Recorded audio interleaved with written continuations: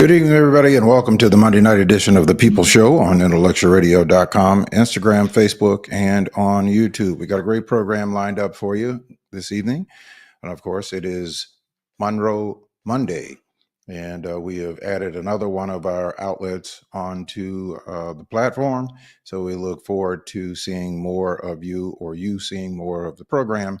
And we certainly hope that you will like what you hear here and share it with others. And of course, my interest in doing this program is to make sure that we bring you factual information that matters to the well-being of our communities and to your lives, and that could help hopefully provide you with a little more information and guidance and direction that you could make informed decisions that are not emotionally driven, and certainly that are not disinformation that will drive you emotionally to the wrong side of the issues. So that is what the objective is here today. Coming up a little bit later on the program, I'm going to be talking with Joshua Banks. Josh and Banks, who is a young man that I've known since he's been in the world.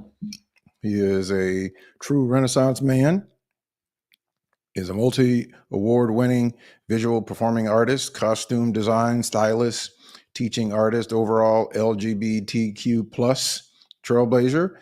He is most known for his star turn as Lola in Kinky Boots, both on the international tour, the United States, Canada, China, and Singapore, and several regional houses, having performed over 387 performances. He's going to be our guest in the second hour of the program. And so we look forward to talking with him. He's going to be starring in The Color Purple, that is starting at the GOODMAN Theater on this coming weekend. On the 21st, we'll be showing you the QR code where you can go on and get discounted prices and tickets.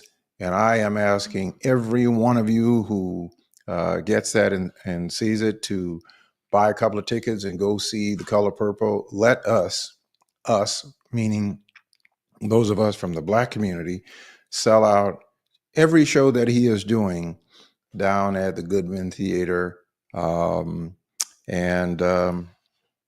and support Joshua. So we're going to be talking with him coming up a little bit later on in the program. And of course, my good friend Monroe Anderson is our guest for the first hour of the program. And Monroe is the former press secretary for the late Mayor Eugene Sawyer, and he is a retired journalist. And of course, he and I both have been glued and tied to what is going on. And so we're going to be talking about all of the news of the week, and certainly of the day, as the news cycle can change on a moment's notice, like it has changed today. And so let me welcome to the program Monroe Anderson. Monroe, welcome to the program. Hey, Mark, welcome. Welcome to being on the program. There's such a thing. Yeah. So how was your Father's Day? Happy belated Father's Day. Or not happy belated, because I already said happy Father's Day to you. So how was your Father's Day? It was okay. Nothing special. Both my sons are in California. One's in LA, one's in Oakland. So I talked on the phone. I talked to my grandchildren, but I didn't do anything special. All right. Well, it was a good day. You know, I don't have any biological children, but I have children that I consider to be my children, my wife's children. She has 4 grands, and we have 2 great grands. Is it 2 or 3? 3 great grands. Yeah. So most of them. Or anything? Did you do anything special? No, not really. I did my usual Sunday thing. I do my Sunday services, and then I get up and go to the flea market. And a friend of ours who loves to cook and probably is one of the best barbecuers that I know in Chicago, because most people in Chicago, the restaurants that is, really don't know anything about barbecuing. And Yeah, but this guy is off the chain good. He loves doing it. So he and he does this throughout the summer. But he had a Father's Day cookout yesterday out in the park. So we were out there, and we had a chance to go out there and a bunch of the people. So it was a good yeah, day. yeah. They do Real Men Cook on Father's Day. I was at the first one back in the '80s, late '80s. Yeah. Yeah, Uh, that's Yvette Moya, right? yeah, yeah. Yeah. I don't know. Where did they have it? Do you know where they had it yesterday? No, I don't. I, Okay. I was going to do it. They've asked me over the years because I'm in the book. With the recipes. My Monroe's Mean Greens is in the book. Oh, Great, okay. okay, from back then. Yeah. But I was going to do it. Maybe this is maybe 10 years ago. Until you had to go to the Kennedy King commercial kitchen. Mm-hmm. You had to cook for like I was going to do my chili, but I would have to cook for 50 people, and I said no, I can't do that. Because first of all, it's way too much work for me. I just rather donate some money first, and the second thing is I'm used to cooking for maybe up to 12 people, 10 people, but that many people, I don't even know if I could fix the recipe that worked for that. But it's a great idea. And had I been thinking, I would have gone to the event. I But don't I know didn't. where was it? Yeah, I don't even know where it was. I Of don't, course, I hadn't. yeah, there was a TV. I saw it on TV, and I came in the middle of the report, so they didn't say. But I went, oh yeah, that's right. It is. They do it on Father's Day. Which I personally think is not the best day to do it because if you are, I mean, the reason I didn't do it another Father's Day is when I was home, I wanted to spend it with my children at home, not at a Mhm. public event. Uh, but it's a good project, and they've been in, and I think it's in a number of cities now around the country. All right, all right. Um, well, this is, of course, we're in the week of Juneteenth, leading up to Juneteenth. You got any special plans for Thursday? Uh, no, not really. I mean, okay, this is you know I've been I'm the last founding board member of Gilda's Club Chicago. Gilda's Club Chicago is out of Saturday Night Live's Gilda Radner. Her husband Gene Wilder set up this money and organization to help people living with cancer. Uh, help them whether you have cancer or whether a relative of yours or a good friend of yours has cancer. You can be a part of Gilda's Club. It's Hmm. free. They have a clubhouse on downtown, uh, and it's a very good organization. Anyway, the fundraising dinner is that night, so that's what I'm gonna do is go to that. And I used to take my wife Joyce with me until she died. And last year and this year, I'm taking this brother Leon Williams, who is also my Tai Chi instructor for Gilda's Club. Gilda's Club has all these free online sessions, Zoom sessions for people, yoga, all sorts of things. So if any of your people out there who have cancer or have family members with cancer, they can join for free.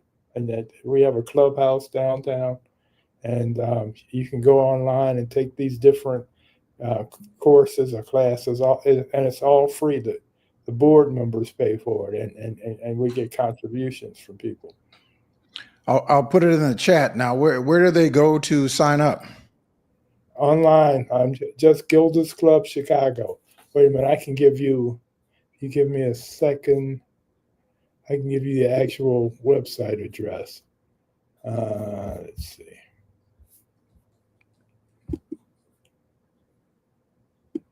Yeah, that certainly will.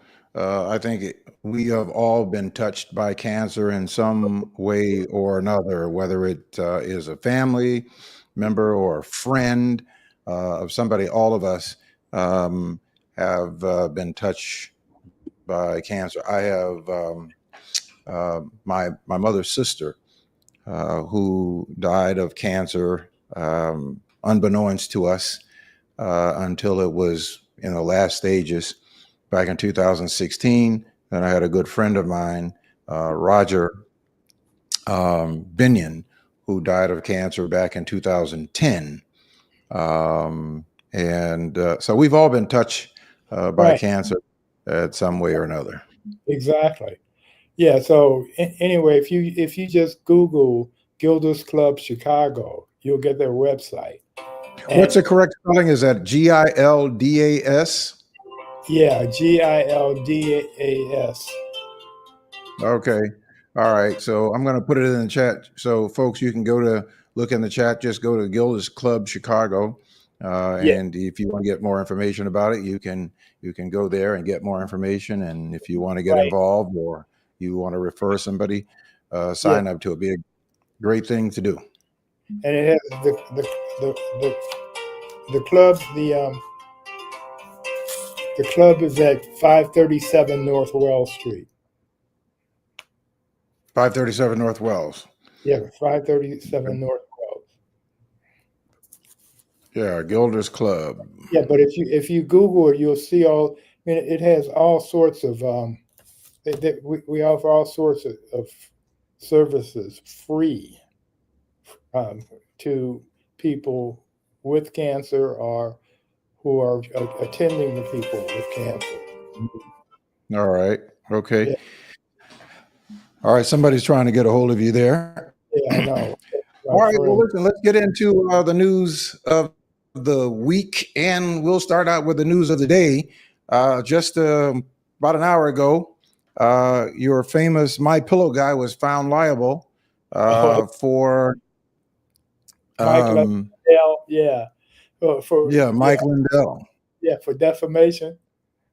Yeah, for defamation, and of course, the jury awarded $62 million. Of course, out of that, the employee Eric Comer was awarded $2.3 million in damages.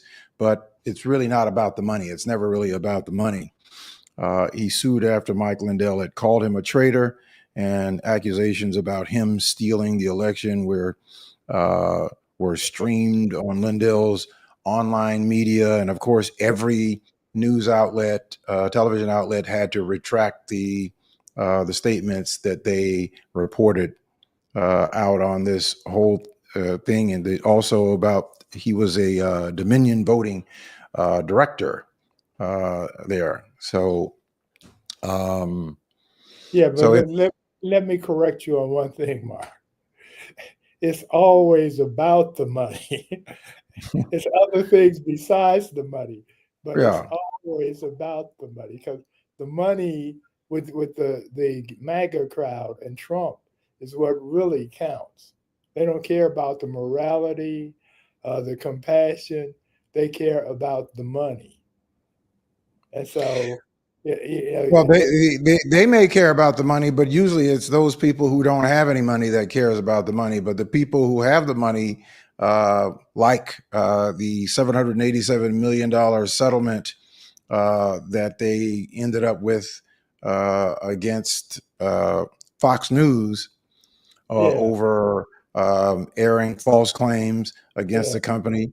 And there's another lawsuit still pending. Yeah. No, Fox News cares about the money.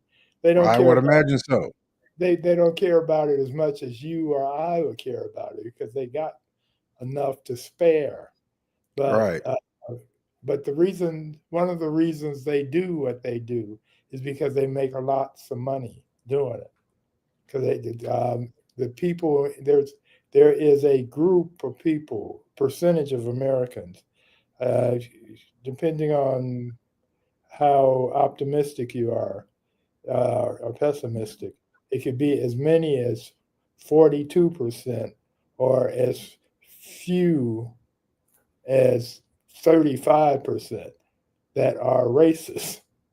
And all this stuff is going on because they are racist and they want to Mhm. see us black folks put in our places, which is below them. And this is what Fox has been doing for at least 20 years, and it's been successful, especially under the with Trump as their figurehead for it and main spokesman, and now operator. Uh, but it's grinding to a halt. It's Trump is in deep doo doo right now.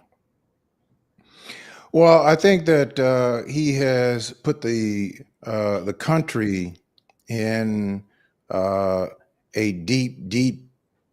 Some might call it a moral decay. I call it a moral revelation because I don't think that it's a decay because I think it's always been there. When you really think about that, more than half of the um, voting turnout, I won't say voting public because everybody didn't vote, but more Yeah, than half of those who voted, which is roughly about 21% of the entire country, decided that this was a better alternative.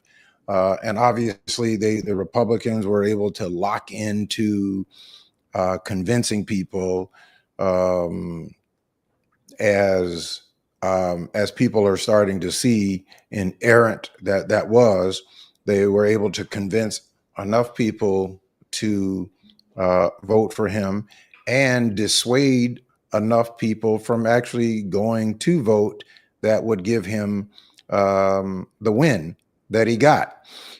yeah, But I, but I, yeah. 10 million people, 10 million fewer people voted for Kamala than they did for Biden in the previous election. mhm. Yeah, but I think listen. I have my druthers and opinions as to what contributed to that. I don't think it was solely to that, but I think it was contributed to it.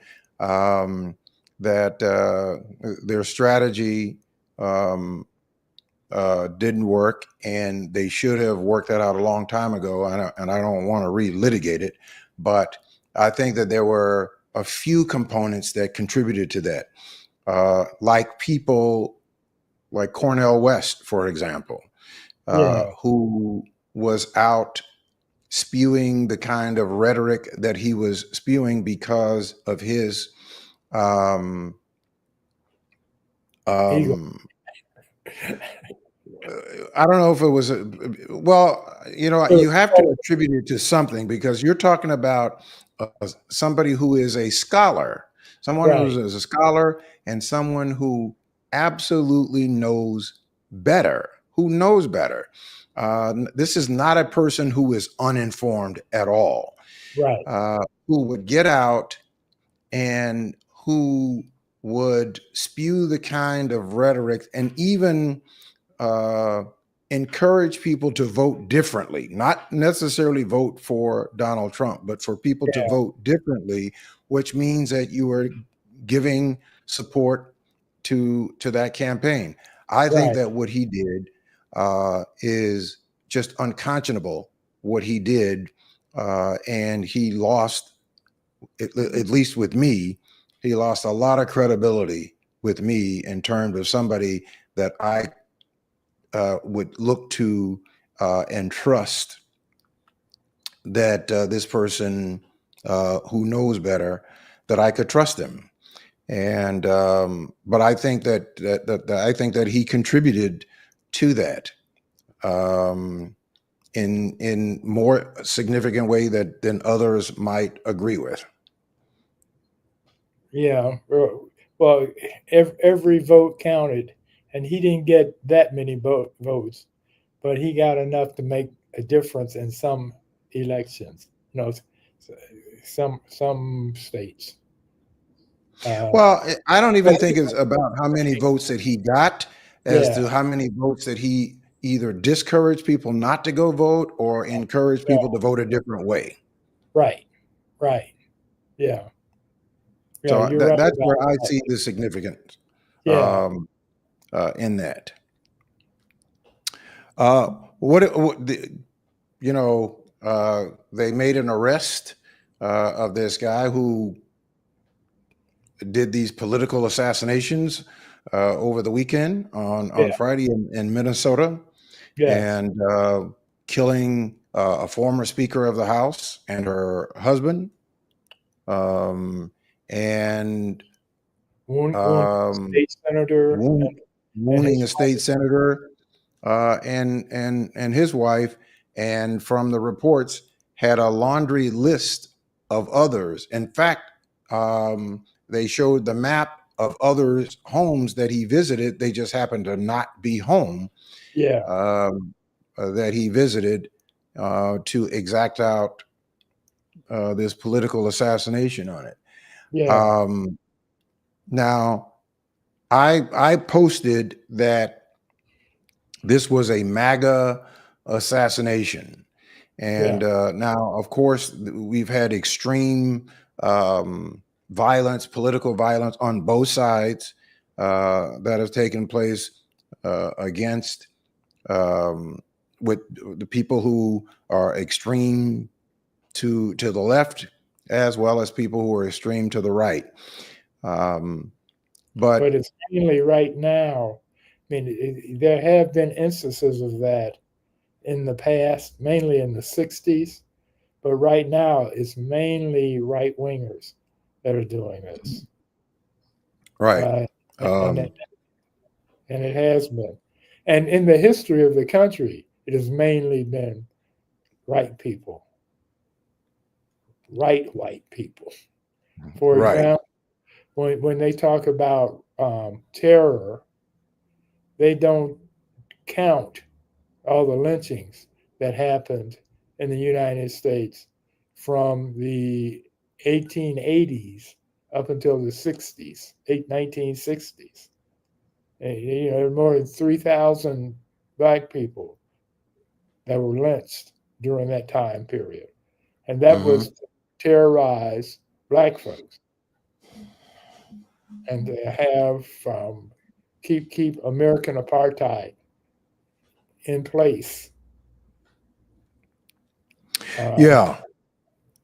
Well, and this is true. I think it was what was it? The congressman back in 2017 that was shot at a congressional baseball game or something like that. oh yeah, that was he was the whip, uh, and yeah, it was a congressional baseball game, and he was a conservative, a conservative Republican.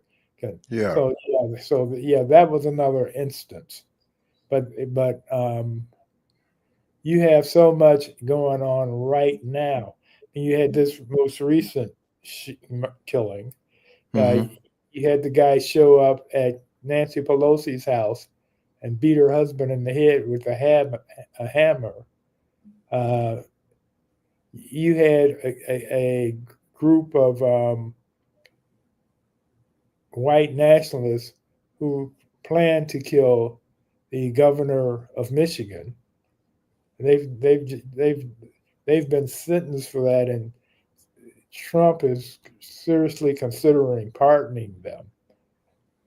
Uh, I mean, it's and with this murder that happened over the weekend, Some Republican leaders have made light of it or come up with alternate rumors. Whereas if it had been a left person, a liberal person, who had shot and killed some MAGA person, they would be screaming and hollering and talking all kind of stuff. But most Republicans are silent on it now.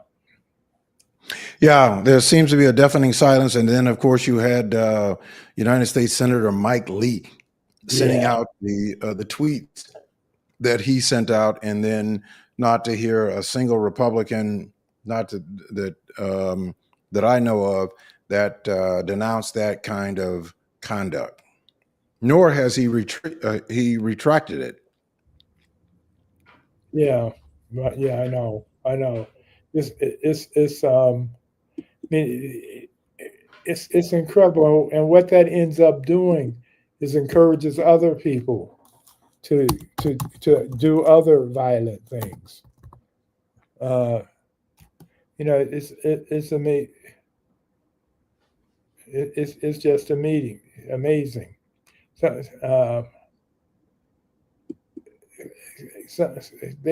some people have been calling his tweet the dumbest tweet of the day. Well, not only is it it's dumb, but I think it's more importantly, when we see this kind of thing going on, these people in these positions, whether we want to acknowledge it or not, they encourage and certainly influence the decision of many other people in the country. So people who are at the top, president, people who are in these highly recognized senatorial roles, congressional roles, in many respects, they set the tone for how people conduct themselves. And when you have people who are on edge, that it could send people over the edge to do these extreme violent acts. Yeah. Now I know that when I posted it the other day, and of course there were people who were writing comments on my page talking about, well, he was hired by Tim Walz. Okay, well, he was not hired by Tim Walz. He had actually been appointed by the previous administration, and Tim Walz reappointed him to the position that he was in, but then he left that position, I believe it was in 2023. Left that position. So it says, it talks about in the report how he was, he had a target of about 45 people on a list that they found in his car. Many of those people were people who were not in politics, but they were people who worked in reproductive agencies, abortion clinics, and alike, and that he was this extreme abortion person. But the rhetoric that has been coming from, and I'm saying from the top because it starts with Trump, that he has sort of sanctioned this kind of violence without saying go do it, but he's certainly sanctioned it by lighting the match and pouring gas on it. Well, what's interesting to me is that conservatives, extreme conservatives, keep, Lee talked about this, Marx is going too far and how they act when they don't get their way. But Trump is so much in Putin's pocket that it's amazing, and they don't see that connection with Putin and Trump. They defend Trump as not being Putin's puppet, but they also Some of them say, well, and even if he and Putin are tight, Putin is not that bad of a guy, because that's what Trump says. I mean, it's just all kind of ways mixed up, and that is because it's mainly a cult. The MAGA crowd is a cult, and it's about white supremacy. Well, I think that Donald Trump has seen that it would be easier to develop that cult from Republicans than it would be for Democrats, because the Democratic voter and Democratic populace is a very, very diverse populist, right? Right, right. And so it'd be very hard to get them into uh, an occult like place as you can with the Republicans, because the Republicans just seem to fall in line, right? Yeah, there's no diversity between what they think or what they actually represent. Yeah, there's this one saying that says that Republicans fall in line, Democrats fall in love. So, Yeah, and you see that at play, but yeah. much of that basically has this historical roots in the 60s, when LBJ got the Voting Rights Act passed and the Civil Rights Act passed. And all those white Republicans who were racist changed parties. They drifted slowly but surely into the Republican Party. So the parties Hmm. have switched roles now because of Nixon and then Reagan's Southern strategy. You mean the racist white Democrats Yeah. went to the Republicans? Yes. As a Hmm. result of what they call the Southern strategy. What they were calling blue dog Democrats, where Right. they were Democrats. Well, yeah, prior to FDR, of course, we were Republicans. Blacks were Republican voters Right. Hmm. because of Lincoln freeing the slaves. Um, Roosevelt comes along and he introduces Social Security and some other progressive um, laws and policies. And so blacks started slowly but surely becoming Democrats. Meantime, the Republicans were treating the civil rights movement um, as a communist conspiracy. And so we're where we are now because you got the radical whites who are now Republicans, whose granddaddies were Democrats, and you got I mean, it's all mixed up now, but it's all basically resulting in race, the way I see it, and Yeah, racism. I was actually kind of surprised that this man was actually apprehended, because I was having a conversation that I didn't think that he would turn himself in. I think I predicted or was thinking that he may have taken his own life once he realized that the walls were closing in on him. But that really didn't happen, No, because I think as a matter of fact, I think when he was captured that he didn't even have any more ammunition left, because he ran out of the house. And how he got away from the police that he was shooting at that time is still a mystery to me. But he was able to get away.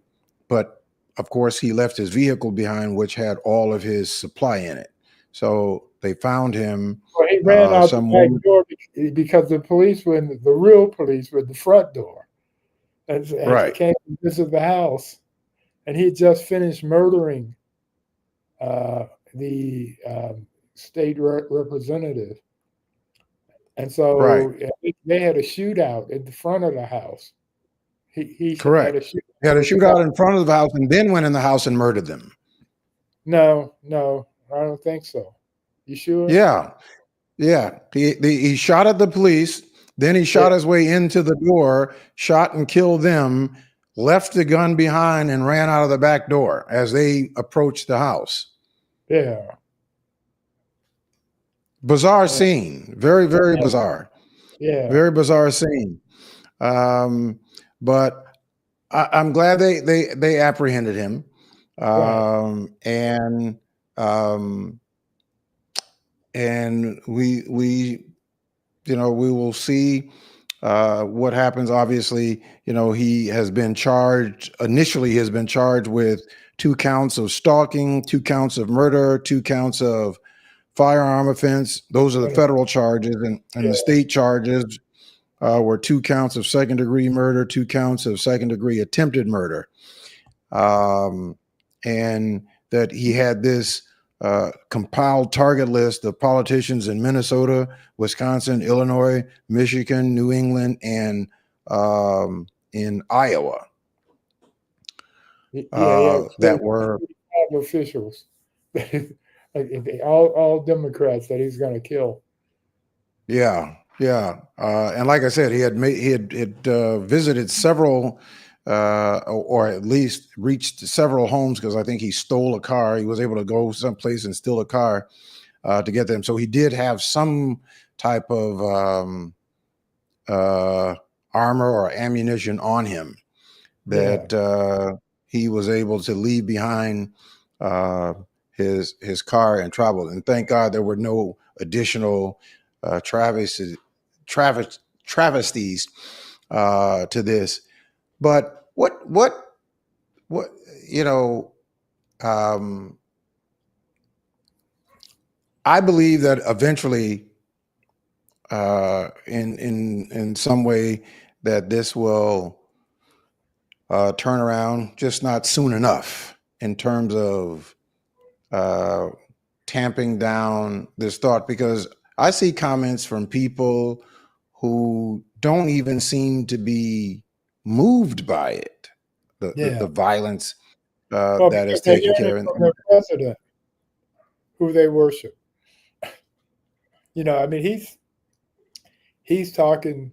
He wanted to shoot protesters as president. He wanted the National Guard to shoot the Black Lives Matter people uh, when he was president.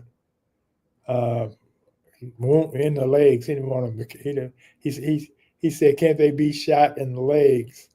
If you remember when he was running for president the first time, and Right. if there was a heckler in the office, I mean in the audience, he would tell his people to beat the living daylights out of them, and he would pay for their bail. He talks violently all the time. I mean, so much so that with his dementia, that I strongly suspect he's suffering from. I would be surprised if one day he doesn't shoot somebody on Fifth Avenue just to prove that he can get away with it.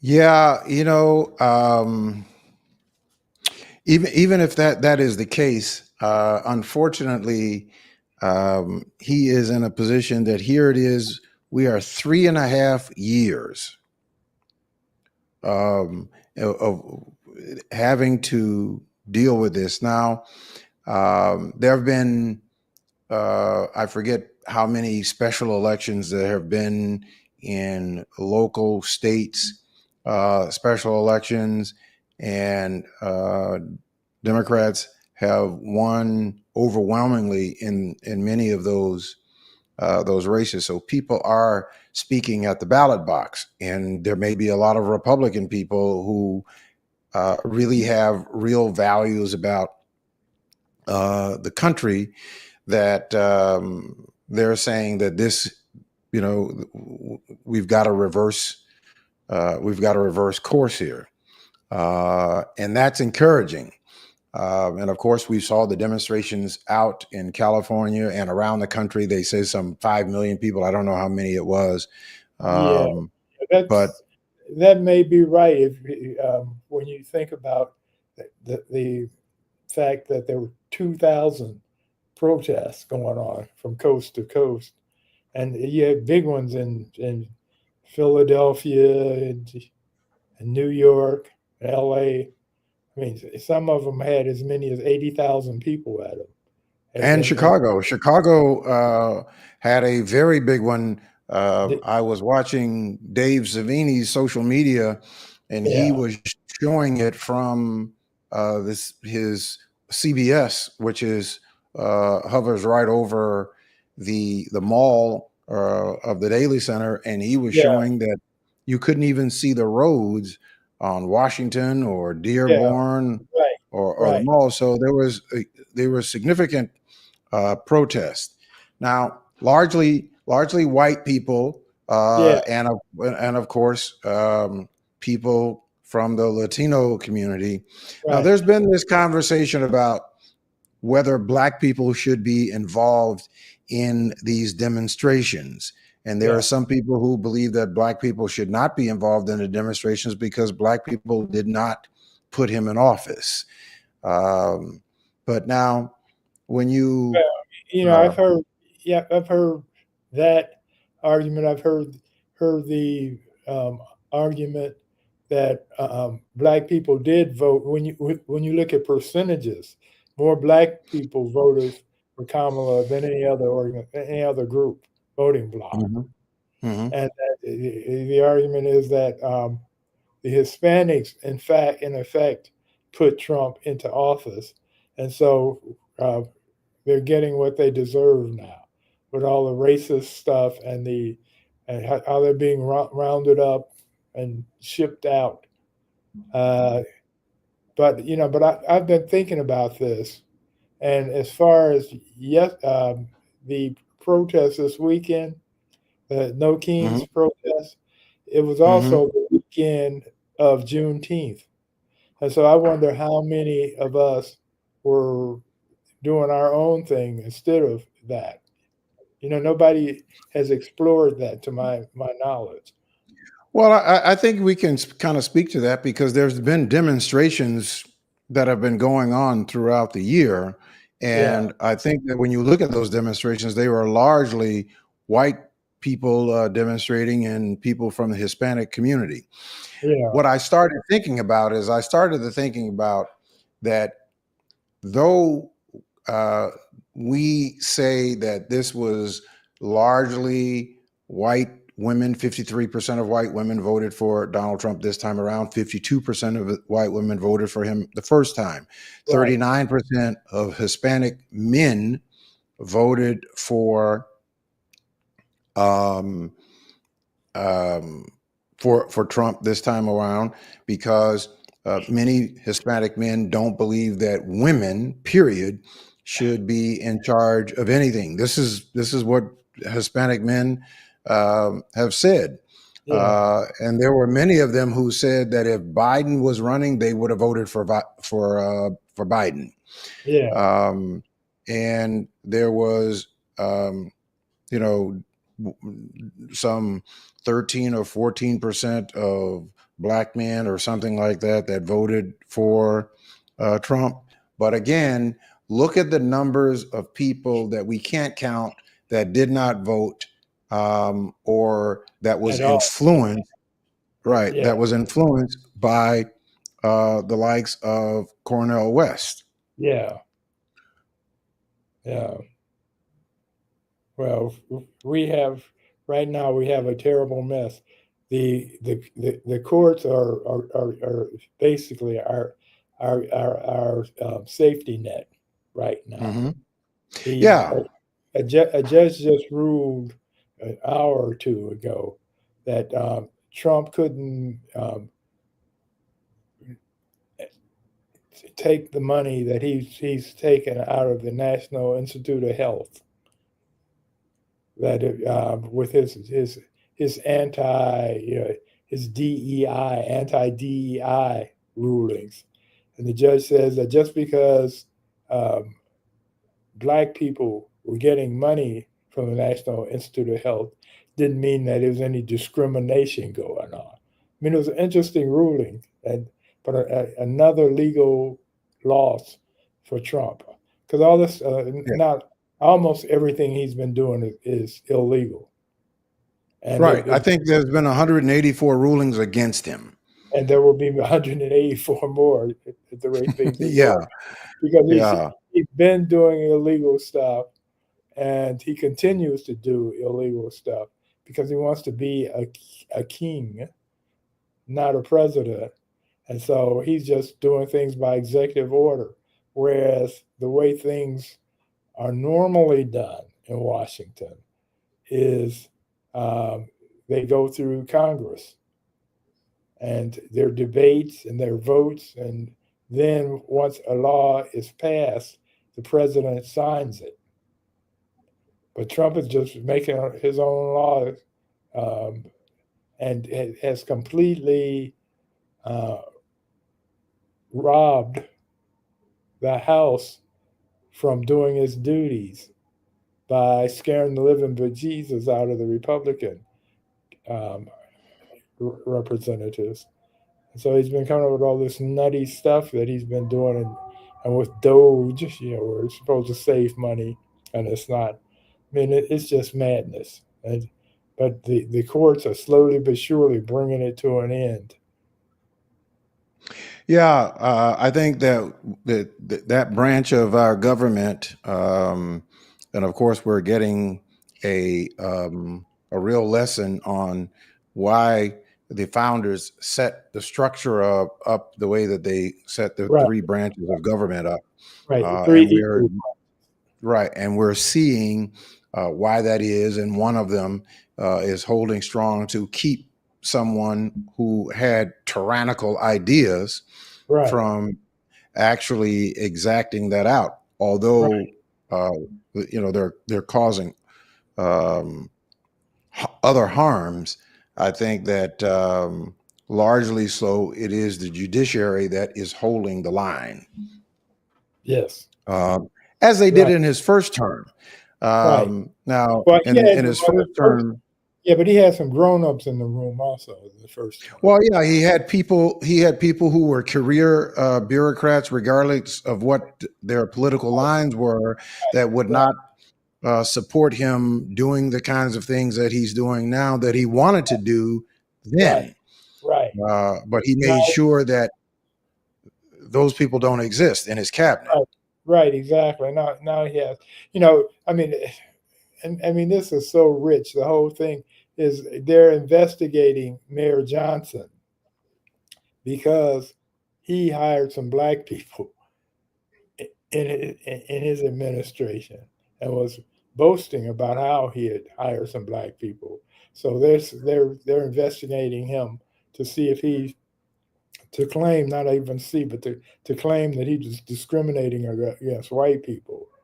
And in the meantime, Trump has one token black in his entire cabinet, and so he Yeah. kind of hypocritical. Well, I don't even think that he really. I don't even think that he really cares about that sort of thing. I think that he may be aware of all of these things. He just has um, he has an existence that he wants to be. He wants to be an authoritarian. He wants to be able to say what he wants to get done, and he thinks that he should be able to get that done because he's president without having to go through building consensus uh, and Well, but and also because he's a white supremacist. So I mean, because he's right now, even with his court losses, he's now focusing on cities with large black populations or black mayors Mhm. in charge. You know, in the first term, the first thing Trump did when he became president was there was this black woman who ran the White House staff, and he fired her. Yes. This term, he goes in and he fires the head of the Library of Congress. And they use the excuse why she should be fired is that she's loaning out these books to that are critical of America and talk about how America is racist and what have you. Well, the truth and what's really ridiculous. First of all, the Library of Congress is what its name says, the Library of Congress. So children don't get to borrow books from it. Only Congress does. And so they couldn't be getting this horrible information that might tell them the truth about America. And secondly, this woman's been doing the job. She's overqualified. And he replaces her with some lawyer who knows nothing about library.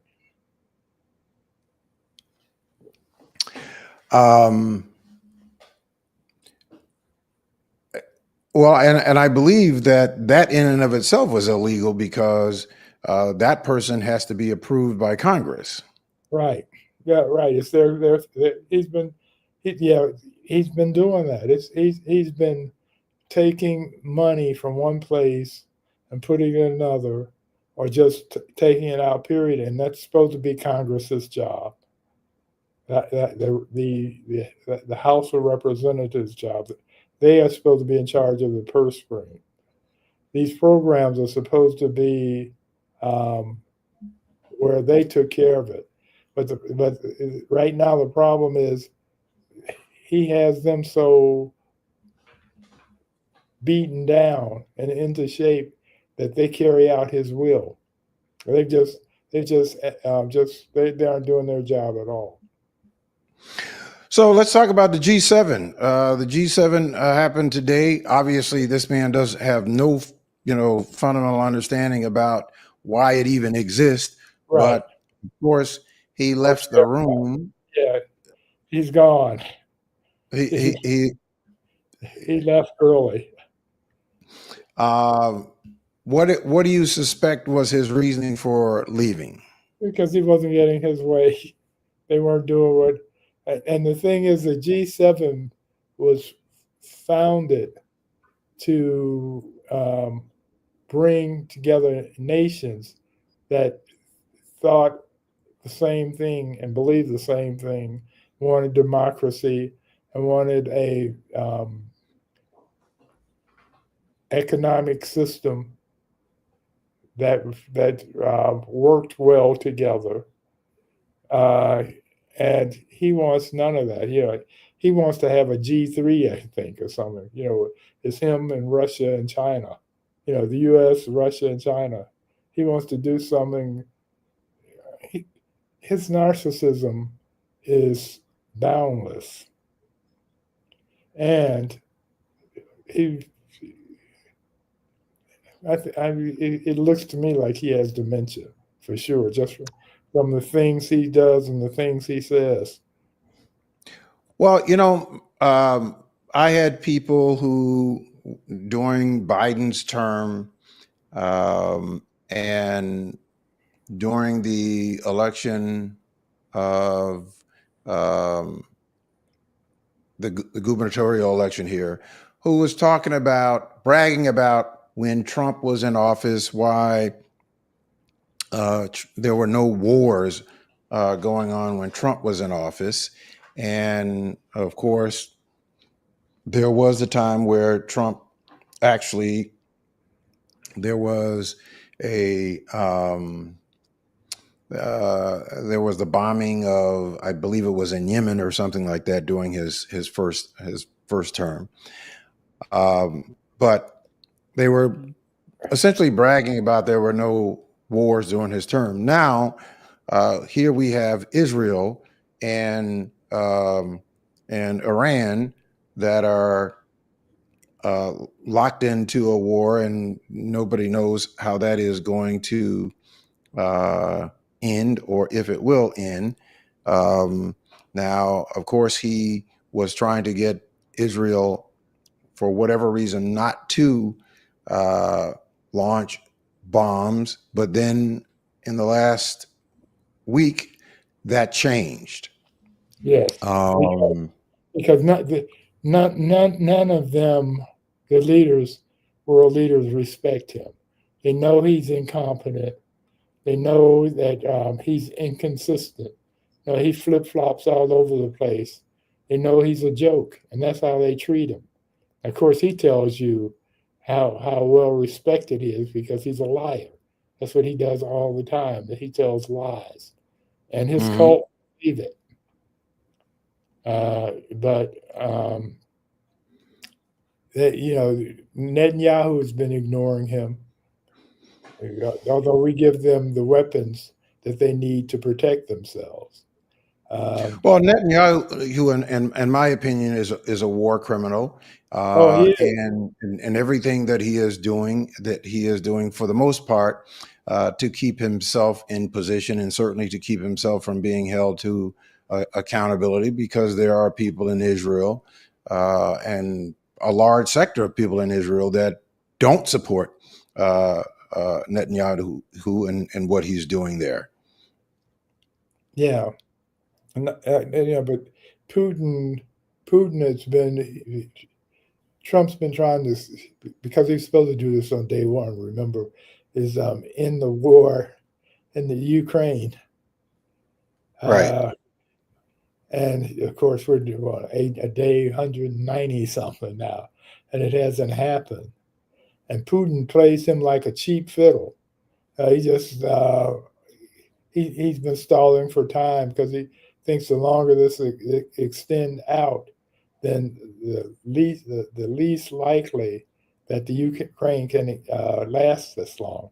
In fact, they initially, when Putin invaded Ukraine, they thought Ukraine would last about a week or something, and then Russia would have conquered it, and that would be the story.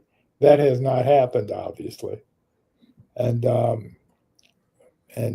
because Trump is in love with Putin, then he's trying to work out some sort of peace deal. But is he in love with Putin, or is he in love with what Putin is able to do? Both. Yeah, and plus he wants to build a Trump Tower in Moscow. That's been a dream of his for some time. He is just, I mean, Trump is totally transactional. So everything he does is for him. Okay, I do this for you, you do that for me. Yeah. That's how it operates. Yeah, let's talk about a little bit of local politics. We didn't talk about it. Michael Madigan was sentenced to 7.5 years in prison, which is, could be a death sentence for him. He's 83 years of age. Yeah, a good possibility. Yeah, right. Yeah. If he does full term, especially. Well, he's got to do 85% of it. Yeah. There's no getting out of that. The only way he can get out of that is if his sentence is somehow commuted by the current president. Right. And who knows what trouble. $1 million in contributions we've known has influenced other. Right. Exactly. He's Trump pardoned Hoover. Larry Hoover. Right. Yeah. So except for Larry Hoover has to do his 150 year whatever his 150 year term, right? Right, exactly. For the state, Trump has no control over what the states do, although he's trying to do that, but he has no. So Hoover's still in prison. Yeah, and Governor Pritzker doesn't seem inclined to let him out. Well, I read an article that showed that there has been 43 representatives from Illinois that's been charged or indicted with corruption here since 2019. 13 of those Yeah. actually have been convictions, have all been associated with taking kickbacks through the red light camera program with Safe Speed, which is owned, I guess, owned by, I guess I have to say owned by Nikki Zolar, is the CEO of that company and still able to do business in Illinois. Yeah. Yeah. It's a lot of people. Yeah, Chicago, I mean, Illinois, there's a book on Illinois corruption, and it's a book.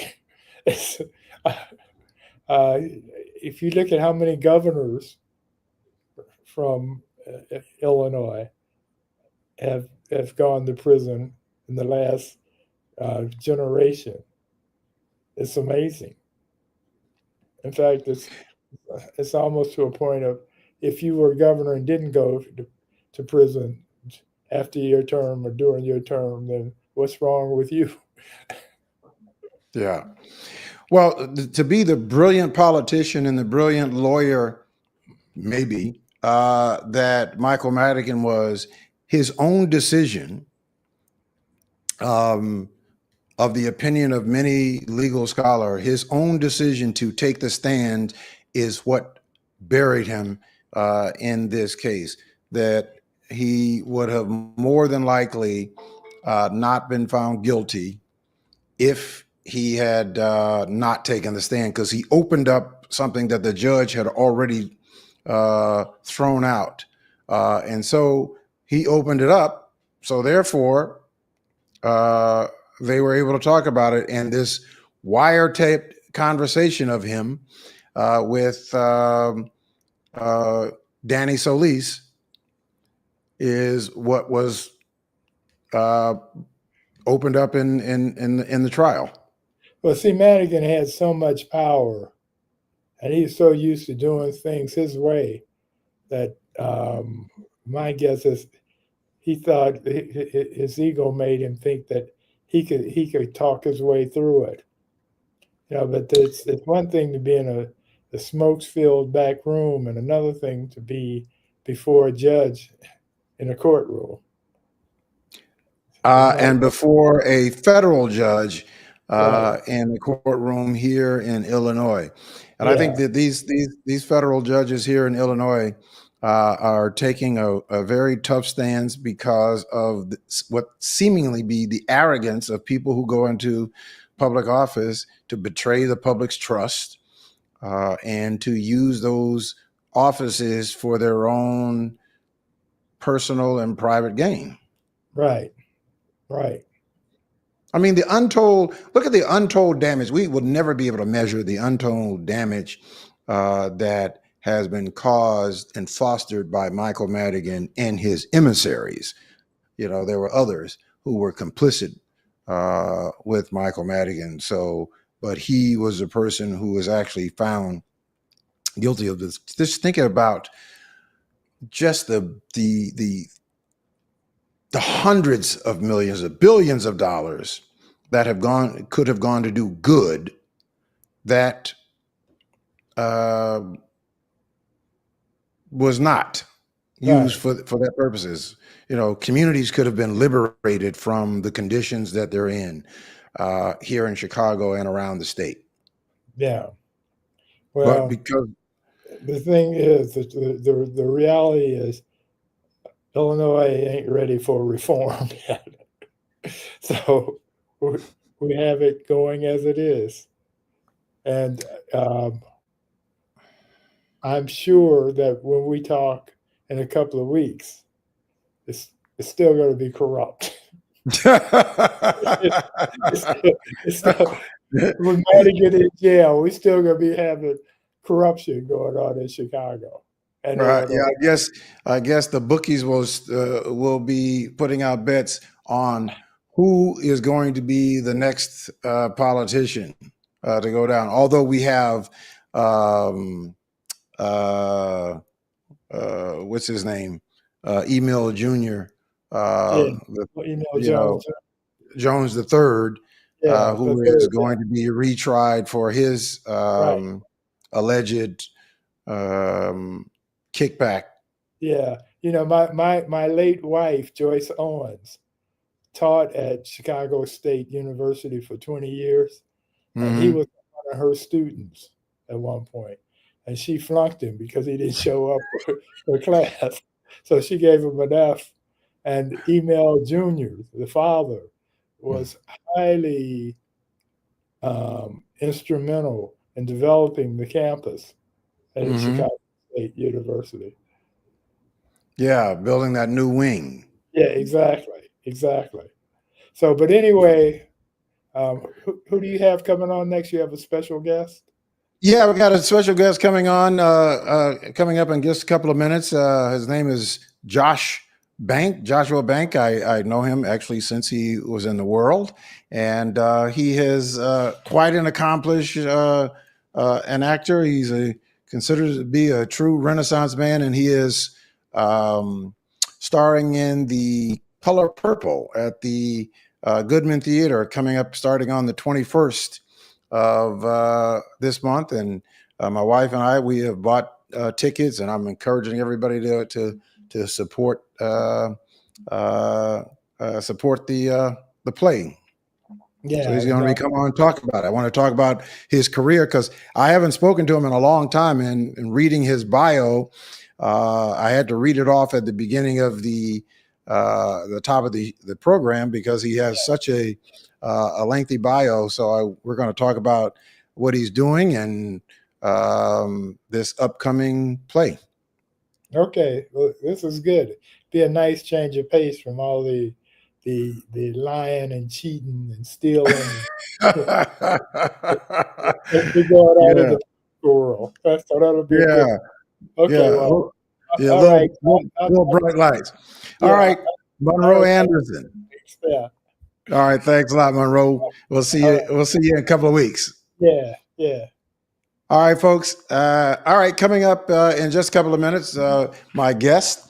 Uh, if you were not with me at the top of the hour, he is going to be joining me shortly. I want to read his bio, and like I said, I have known him since he's been in the world, and he is a bright young man.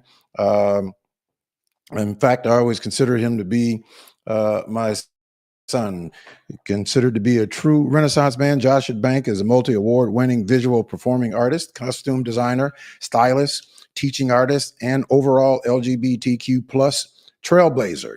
Josh is mostly known for his star turn as Lola in Kinky Boots, both on international tours in the United States, Canada, China, and Singapore, and several regional houses, having performed over 387 performances and tours in North America, Canada, and The Color Purple, which is a Harpo production, select regional work, Steppenwolf, the Goodman, Yale, and the Mooney Theater, the Congo Square, Farmers Alley, Raven Theater, the Apollo Theater, Black Ensemble Theater, and a whole lot more. Uh, the film that he was in Ocean, which is on Showtime's The Shy, Dr. Greg, Teen Vogue magazine in New York City for his, I'm sorry, he was yeah, um, at the Teen Vogue magazine in New York City for his fashion designs in illustration, deemed the winner of the Stage Scene LA's Cine Award for breakout performance in the touring production as Lola in Kooky Boots in 2018, and four-time nominee for Best Costume Designer at the Black Theater Alliance Awards. Josh serves as a curator and keynote speaker of his very own masterclass entitled Be Fearless, which he is now instructed to young theater artisans from grade school to collegiate international.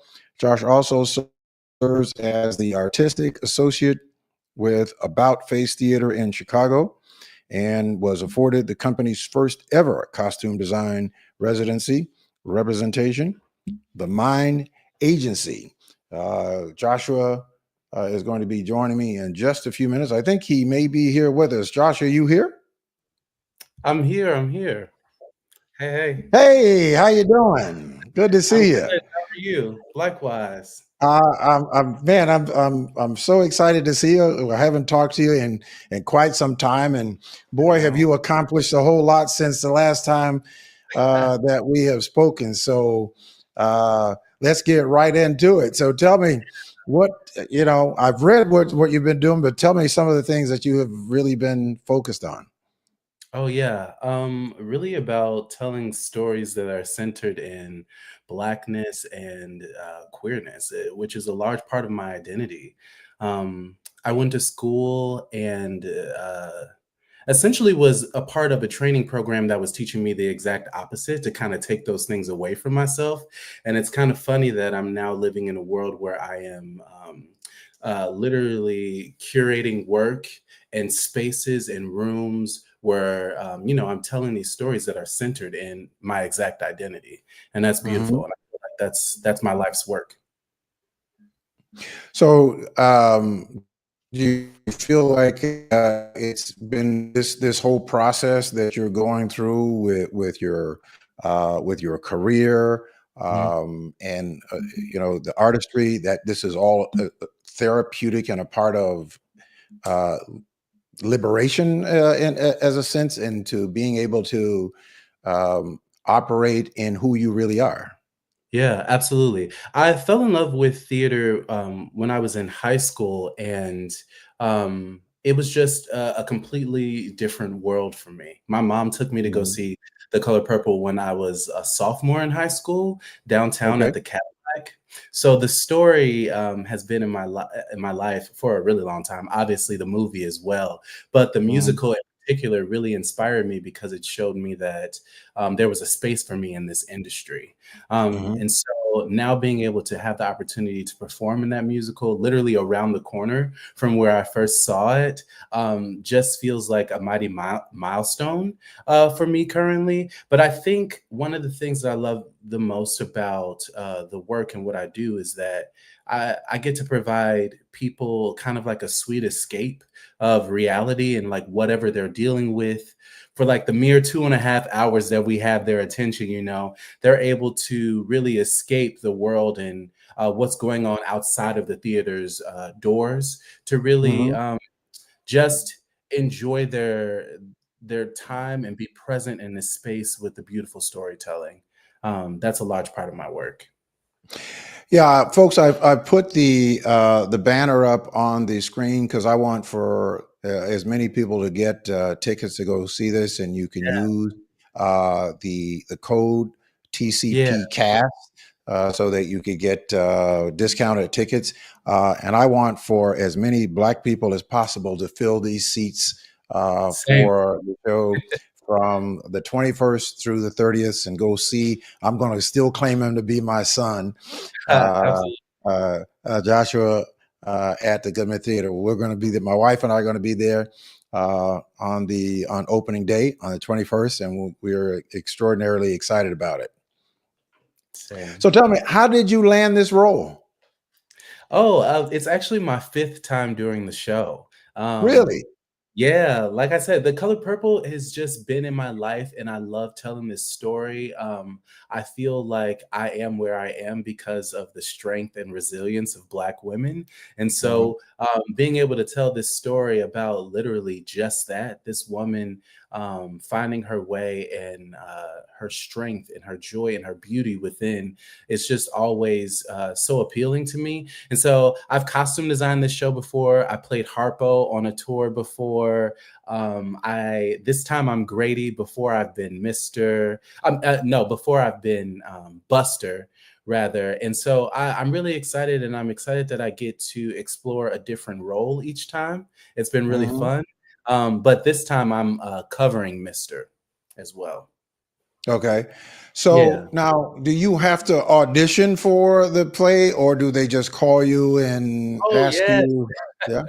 I do have to audition still. I Hmm. know the show front ways and backwards, Okay. but I'm always really interested. Whenever I see a breakdown for this show, I'm always like, yes, yes. And this director, Lillian Brown, is a favorite collaborator of mine. This is my, I think, fifth time working with her as well. We just did Dreamgirls this past spring. Okay. Well, last year together, and she's a phenomenal talent. Our whole cast is Chicago through and through. So that is a huge part of our mission as well, and that really excites me. But yeah, I auditioned for it. Okay. All right. Yeah. So tell me about the you're in the design world. Yeah. I go back and forth between performance and costume design. And I kind Okay. of um Uh, there isn't really any rhyme or reason to how I pick my season. I kind of Mhm. just once I see show announcements and see the shows that different theaters are working on, I kind of pitch myself if they haven't already reached out to me because they're Mhm. interested in working with me. And like I said, I always choose shows that are centered in blackness or queerness. Sometimes both, like The Color Purple. Those are always shows that are very intriguing to me and have a message and a mission behind them that I can stand behind. Okay. Just because I'm tired of being in rooms that I don't necessarily have to be in, or I'm trying to like force myself into spaces. I'd rather Mhm. be in a room where I'm celebrated and I feel love all around me. And so that's How kind does of the the color how does the color purple um, merge that with your identity and with queerness? Oh yeah, I feel that that's a really good question. I feel that queerness is something that our community jumps over a lot of Mhm. times when thinking about the color purple. I mean, Celie literally finds herself and God through her relationship with Suge Avery. And I feel like we oftentimes jump over that because we just want the story to be about Ah, God and yes. Yeah. about faith, but she doesn't Mhm. find out all of who she is until she meets this woman who kind of like Mhm. leads her into knowing more about herself and her own spirituality. So, although it is a Mhm. story about religion and spirituality, it is also centered in queerness. Right. Yeah. Yeah, I forgot about that scene where Suge Avery and Celie had that moment, yeah, but it also left the moment of imagination of uh, uh, was she having an experience at that moment? Were both of them having an experience, or was this about um, who they had become or who they were? yeah. That's a very valid question too. What I would say is, I would tell as many people as possible to read the book, Alice Hmm. Walker's book, The Color Purple, because it is a bit different than the movie. I think Spielberg did a wonderful job portraying the characters in the movie, but the book itself, which is what we use as dramaturgy and all of our reference points in the play and bringing those characters to life, it tells you Hmm. so much. Alice Walker provides so much information about these characters and their backgrounds, and yeah, it's just a phenomenal read. Oh, great, great. Yeah, Yeah, yeah, yeah. yeah, You learn so yeah, much about the both of them, and their relationship goes even further than what we yeah. see in the movie. Right, right. Yeah, Yeah. Yeah, I had completely forgot about that. And then when you made that statement is that and even though it does talk about it is about um Christianity, which is, yeah, about our faith, but it also demonstrates that within our faith that there are we all have personal struggles, absolutely. and we all have things that we have to face, Yeah, and of course, what I call, what people like to use as the flag post of those things, but there are internal as well as external struggles, but I think that our faith, and I think that that's one of the things that is demonstrated through our faith, is that we have these struggles, whether they're seen or not seen. We all are struggling with whatever those are, to try to be in line with what we value as our faith beliefs. And I think that we see all of that in The Color Purple. Yeah, I think one of my favorite things about spirituality and religion is that it's deeply personal.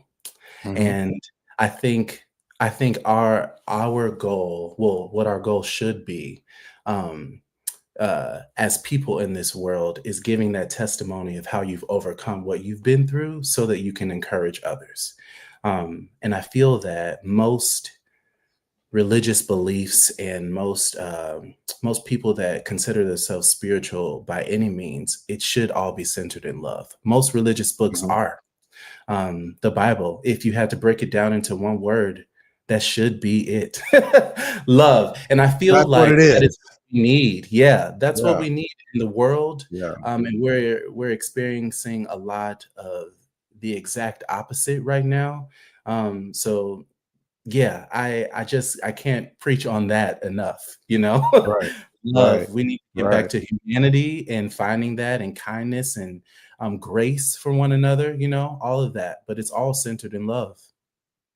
Right. Love neutralizes all kinds of evil. Absolutely. That when you exact and exhibit love, it neutralizes it all. Man, Josh, I am looking forward to seeing you on Saturday, Yeah. on opening day. When your mom sent the information to me, I was floored when I opened it up. I was like, my man is my boy is really doing it. He's doing some Yeah. great things. And so Yeah. I've been excited about it. And so I'm really looking forward to it. Being there, I tried to get front row seats. I love I it. How tried to close? get front row seats, but it's probably best that all of the seats in the Goodman Theater are good seats. I've They been there really are. before. They're Yeah. really good seats, but I'll try to be on my best behavior. You don't have to be. Well, you'll know that I'll be in the audience, and certainly it'll be cheering you on. Uh, Absolutely. all right, look forward to seeing you Saturday. Likewise. Thanks so much for coming on the program. Thank you for having me. All right, man. I love you. I'll talk to you soon. Love you too. I'll Okay. see you soon. All right, buddy. Bye. Take care. All right. All right, folks. Yep. That is Joshua N. Banks, who is going to be starring in The Color Purple. You see it up. I'm going to leave it up on the screen for you, and I'm going to bring it back to you on the screen for you to go and get the information there. You can go on and use TCP Cast to get 50% off tickets. I would love to see all of those shows from the 21st to the 30th filled with black behinds in the seats supporting The Color Purple, and certainly supporting Joshua. I'm going to be doing all that I can to get people to go do it, even if you have never gone to see a play. Go see that one. All right. Well, listen, I'm going to get back into this. I'm going to try to set this up where if you want to call in at 951 221 8221. And you can call in to the program if you want to engage in. It's saying something. I got to start over here, so I got to reconnect you. There we go. There we go. Okay, so you can call in now at 951-221-8221. All right. So listen, we are approaching. This Thursday is going to be Juneteenth. And of course, there are going to be a number of events going on. And I want to talk about some things that I made note of today. I listened to a podcast that was by Nicole Wallace, who is an anchor at MSNBC, and she did a podcast with Doc Rivers, who is the head coach of the Milwaukee Bucks. And it is the show, or the podcast was called Doc Rivers Refuses to Shut Up and Dribble. And if you haven't heard it, go Google it. Go to, you can find it at on YouTube. It is quite an interesting dialogue, and you find out about a depth about Doc Rivers that we don't find out about even players and that sort of things. And he makes the contrast between what's happening with the younger players and what he thinks about what's going on in politics. He even talks about if he was not in sports, he might be in politics, or certainly in the campaign of politics. He is a registered Democrat. And I think he has some very interesting perspectives on where we are now and where we need to be. I also learned that Doc Rivers lost 3, not 1, but 3-1 leads in playoffs. And he says that he would not trade those losses for the world because of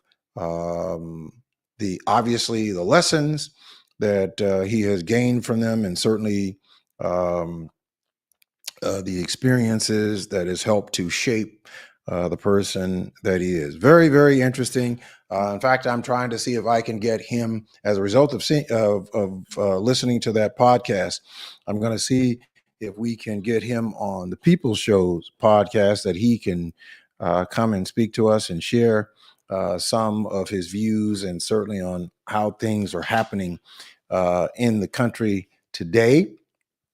Tomorrow is the anniversary of the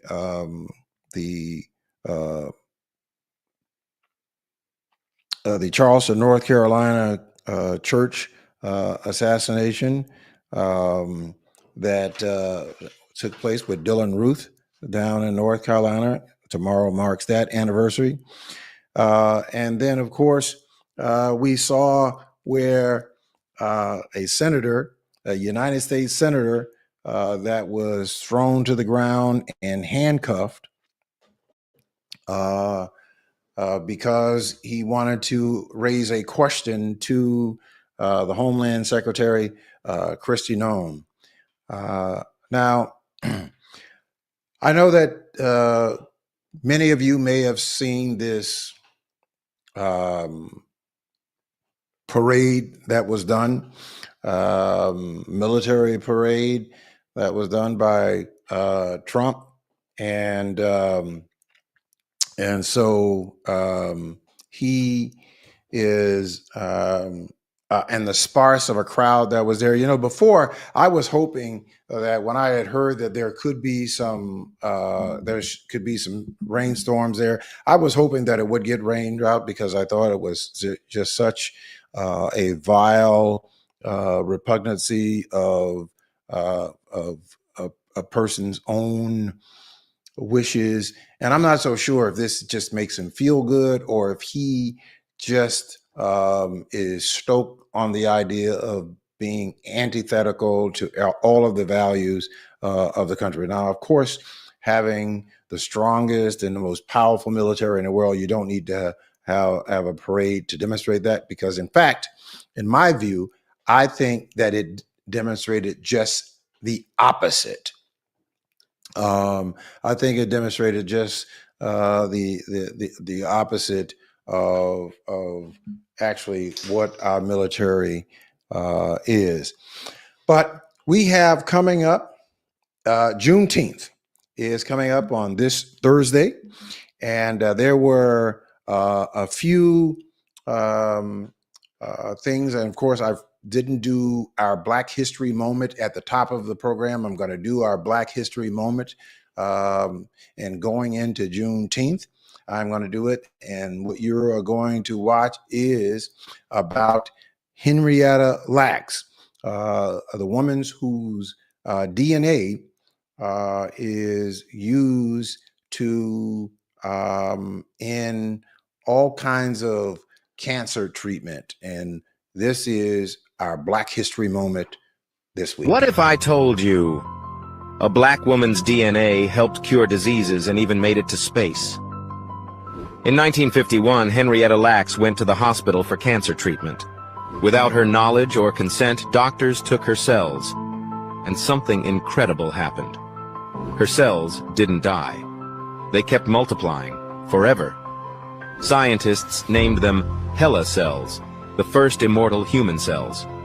Her cells have been used to create the polio vaccine, fight cancer, study viruses, and yes, even survive the extreme conditions of outer space.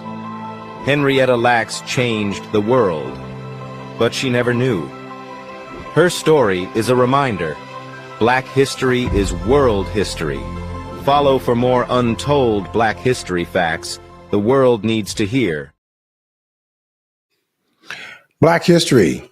Henrietta Lacks. Her DNA is used to save millions and millions and millions of lives, and the contributions of Black people to the world, let alone this country, goes untold and really unappreciated.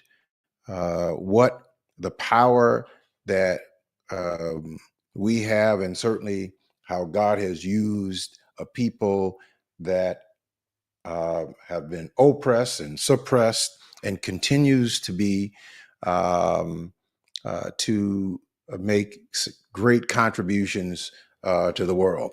So, and of course, again, this is, we're approaching June 19th, Juneteenth, which June 19th of 1865, where those in Texas finally found out that they had actually been freed 2 years prior. And of course, I found another clip that was done by Lawrence Fishburne, the reading of a letter to from a former slave to his former slaver, Colonel P.H. Anderson in Big Springs, Texas. I thought that this was a very interesting read by Lawrence Fishburne. Take a listen. To my old master. The letter. Dayton, Ohio, August 7th, 1865. To my old master, Colonel P.H. Anderson, Big Spring, Tennessee. Sir, I got your letter and was glad to find that you had not forgotten Jordan and that you wanted me to come back and live with you again, promising to do better for me than anyone else can. I have often felt uneasy about you. I thought the Yankees would have hung you before this.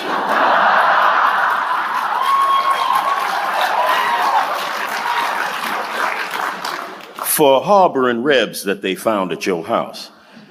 I suppose they never heard about your going to Colonel Martin's to kill the Union soldier that was left by his company in their stable. Although you shot at me twice before I left you, I did not want to hear of your being hurt and am glad that you are still living.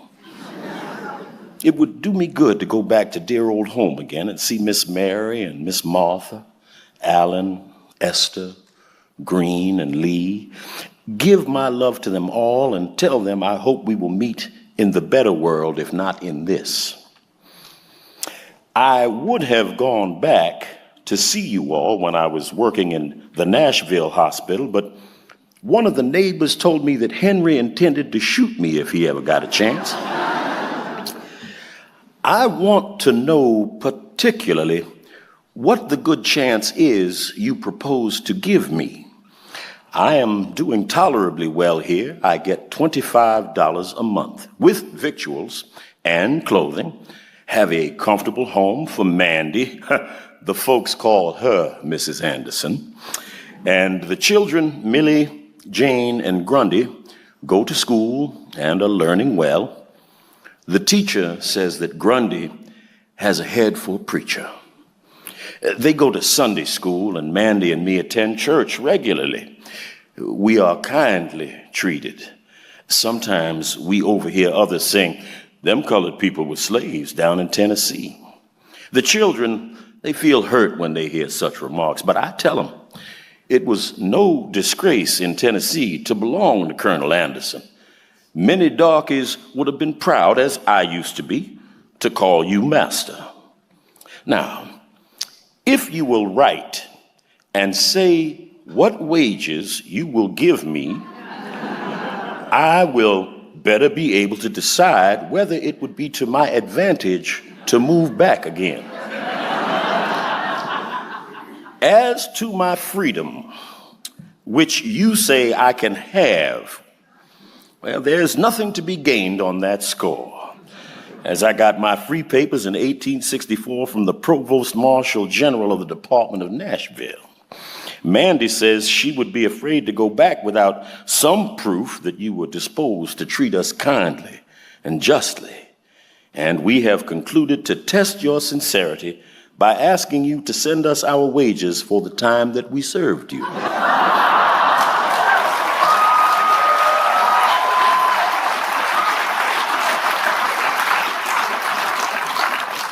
This will make us forget and forgive old scores and rely on your justice and friendship in the future. I served you faithfully for 32 years and Mandy 20 years.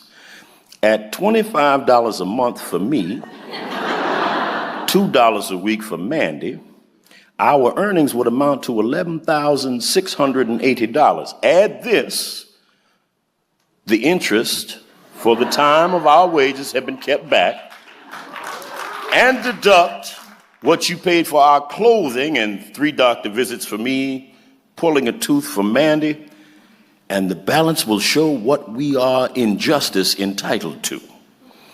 Please send the money by Adams Express in care of V. Winters, Esquire, Dayton, Ohio. If you fail to pay us for our faithful labors in the past, we can have little faith in your promises in the future. We trust the good Maker has opened your eyes to the wrongs which you and your fathers have done to me and my fathers in making us toil for you for generations without recompense. Here I draw my wages every Saturday night, but in Tennessee, there was never any payday for the Negroes any more than for the horses and cows. Surely there will be a day of reckoning for those who defraud the laborer of his hire. In answering this letter, please state if there would be any safety for my Millie and Jane, who are now grown up and both good-looking girls. You know how it was with poor Matilda and Catherine. I would rather stay here and starve and die if it came to that, than to have my girls brought to shame and violence by the wickedness of their young masters. You will also please state if there have been any schools open for the colored children in your neighborhood. The great desire of my life now is to give my children an education and have them form virtuous habits. Say howdy to George Carter and thank him for taking the pistol from you when you were shooting at me. Your old servant, Jordan Anderson.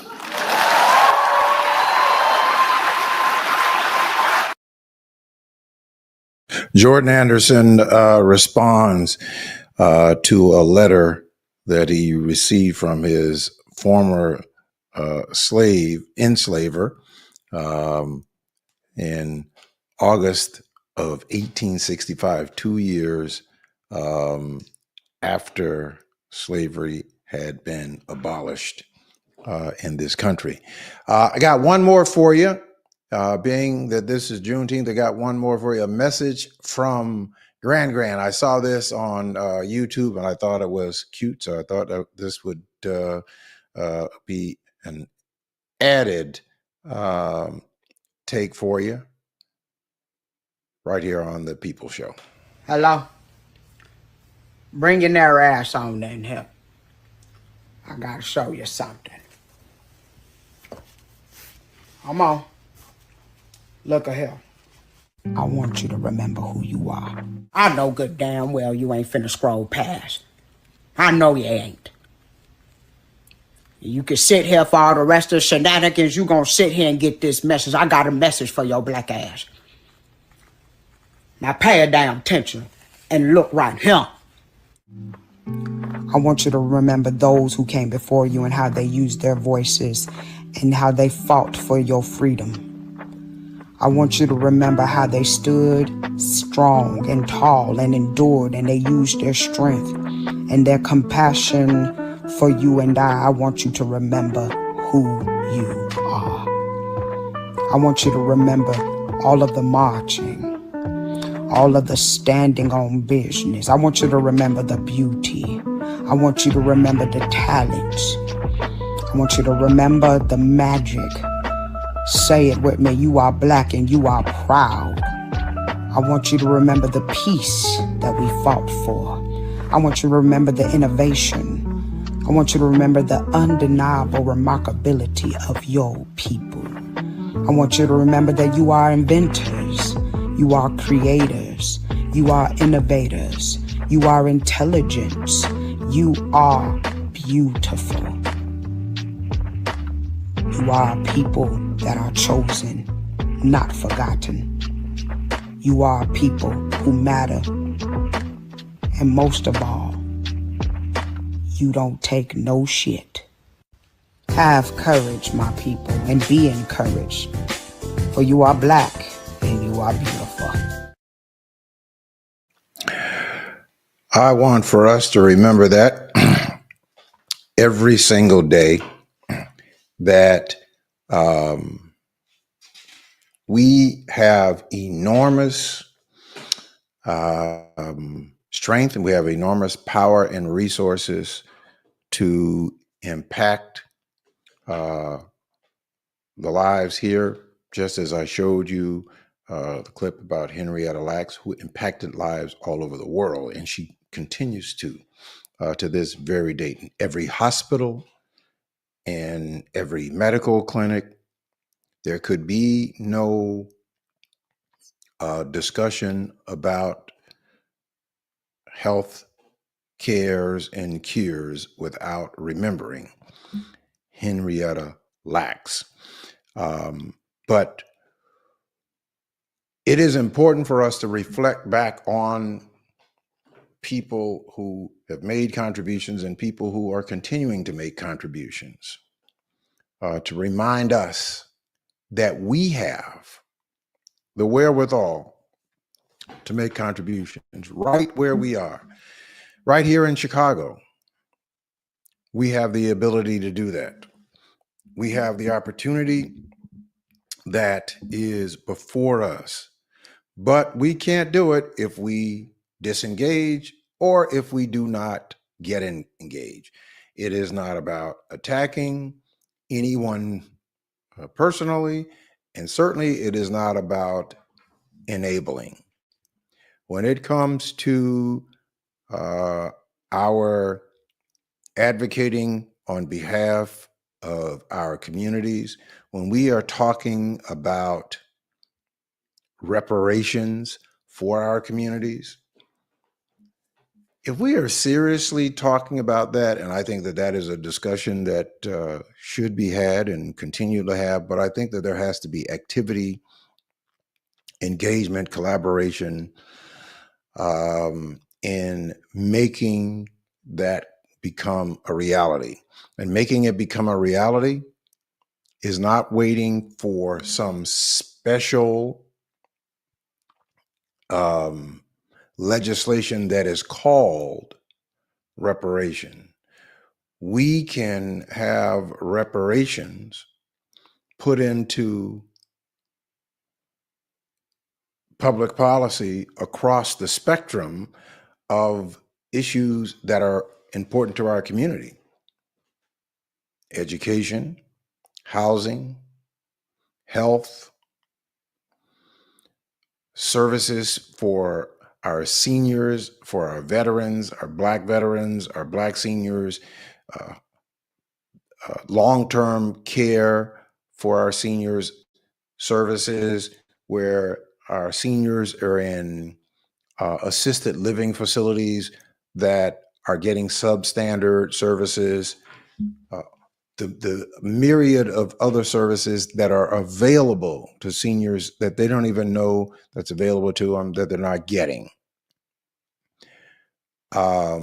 Economic opportunity, bringing industry and marrying industries back into our communities that are creating economic opportunities for people in our communities to get into great employment, getting people out of impoverished conditions.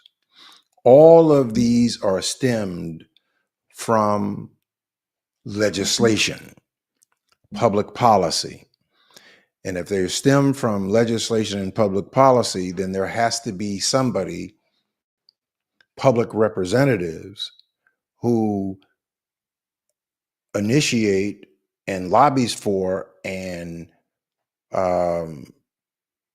passes these kind of policies. Mayors, alder people, state representatives, state senators, Congress people, senators, at the political structure. That's why it's so important. It is because it is the foundation for which stimulates those other areas. It is all about the resources. And it all stems from public policy that drives the resources. And we have the opportunities to do that. We have the opportunity and we have the responsibility. We can't seriously talk about that we want to have the repair, which is what reparation is. It is to repair the breach or to repair the damage. Well, we have had those people who have come before, like Grand demonstrated and showed all of those people who have worked and have fought and have made and gotten changes and made the progress to where here we are today, that we have to take the mantle and we have to drive it even further.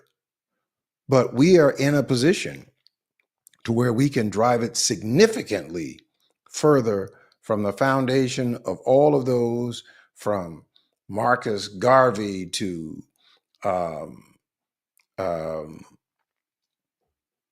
Fannie Lou Hamer and Dr. King and Malcolm X and James Brown and Muhammad Ali and Dr. King and Ralph Metcalf and Abernathy and all of these people, Jesse Jackson and currently Al Sharpton. These are voices that are speaking out and certainly opening up the opportunity and pushing the envelope, but we have to push in a very strategic way, in a very massive way, to really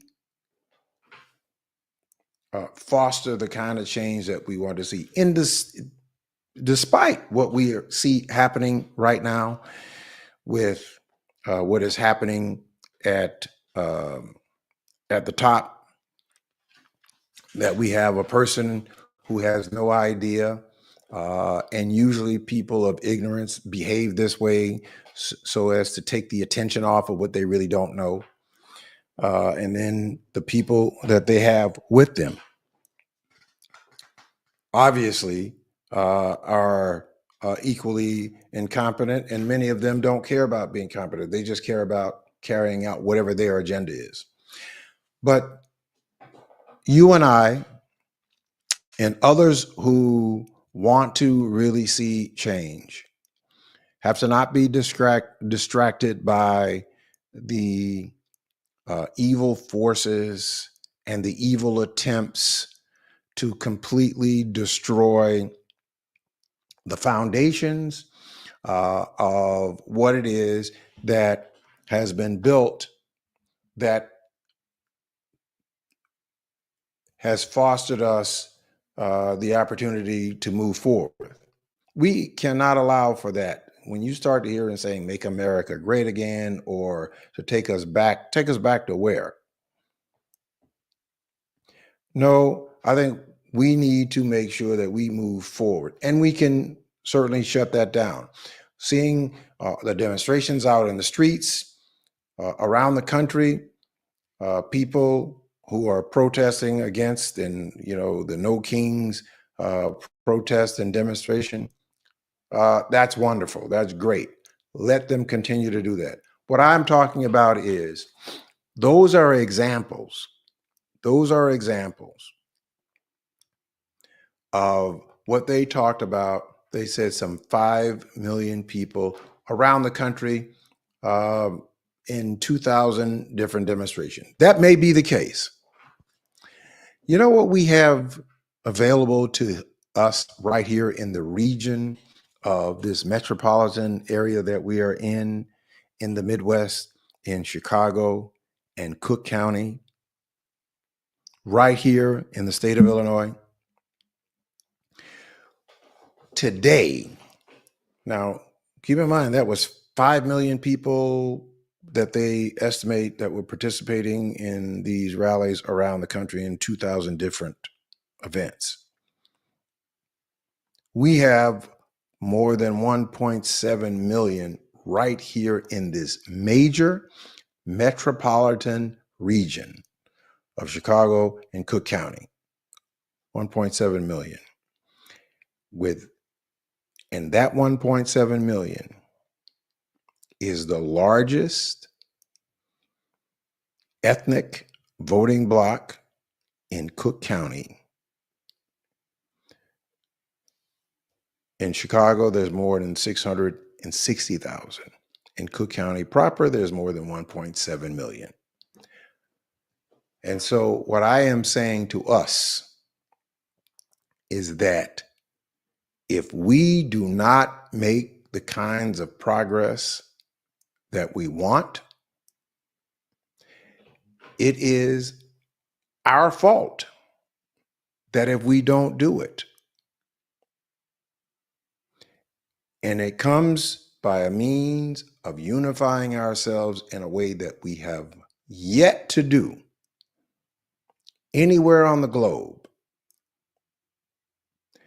Forget about talking about a politician, because there are many that we can talk about.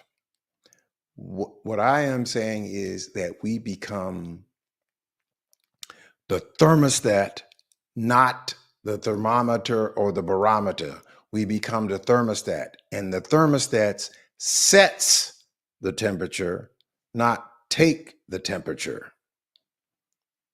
So we set the pace, we set the temperature, we set the stage. But we cannot do that without an infrastructure, which is why I am continuously encouraging for us to finally utilize and put together those things that we talk about at Kwanzaa.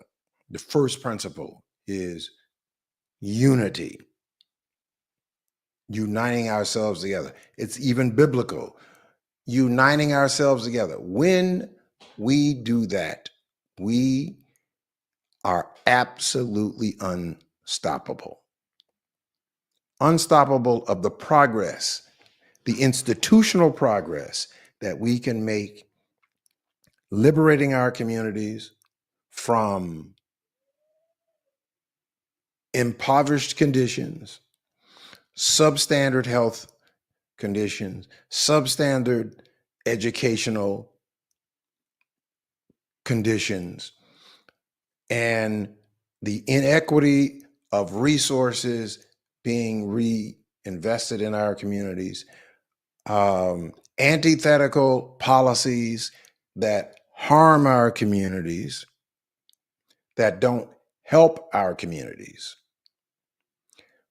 We have the opportunity and the responsibility to make all of that a reality. Now, there are people who just want to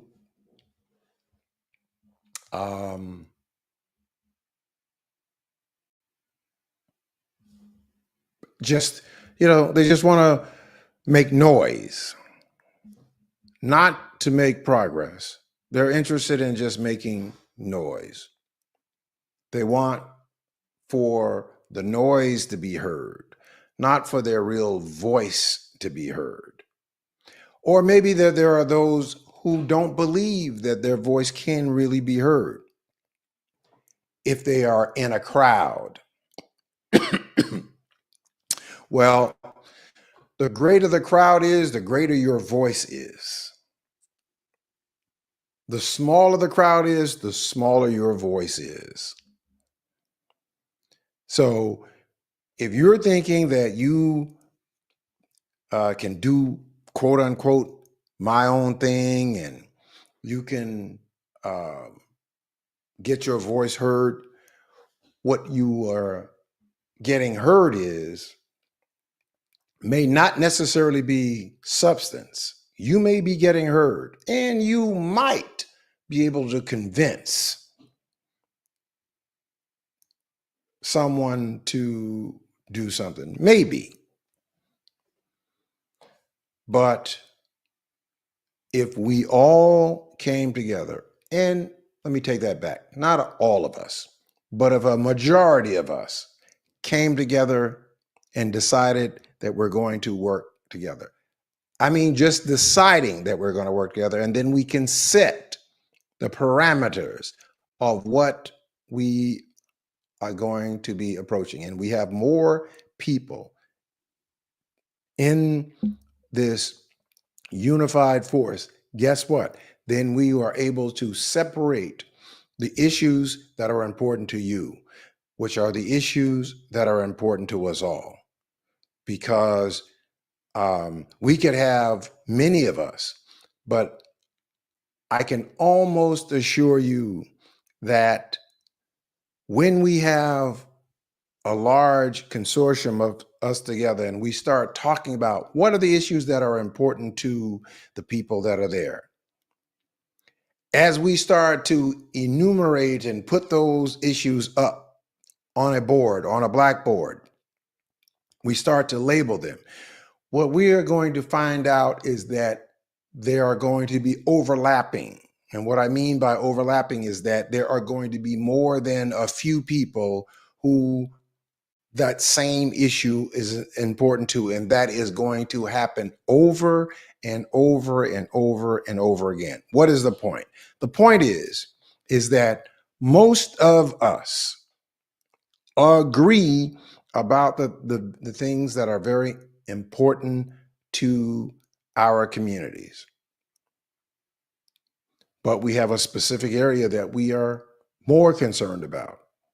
And so there is plenty of room and plenty of work and plenty of ground for us to carry and cover individually, but collectively we can support the agenda of those ideas going forward. That is the purpose. That is what we need to be about. All right. So remember, text 10x10 to the number 855-909-1385 and get involved. Text it, get involved so that you can get and receive the notices about meetings and receive the notices about the Zoom meetings so that we can engage in dialogue. It is right now engaging in dialogue. Let us come together in mass numbers so that we can engage in dialogue, and we will see that we have more things in common interest than those things that we think that divide us. That is what the message is. And that is where the power is. And that is where the progress is. All right. I want to thank you all for that. Juneteenth is coming up on Thursday.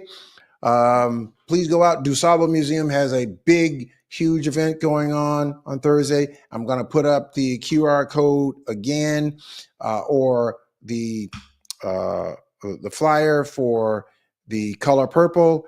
Use the code TCPcast to get 50% off all tickets of the color purple, of my I call him my son, Joshua Banks, who is going to be starring in The Color Purple at the Goodman Theater from the 21st through the 30th. All right, I want to thank you all for tuning into the program. We'll see you right back here next week for another edition of The People Show.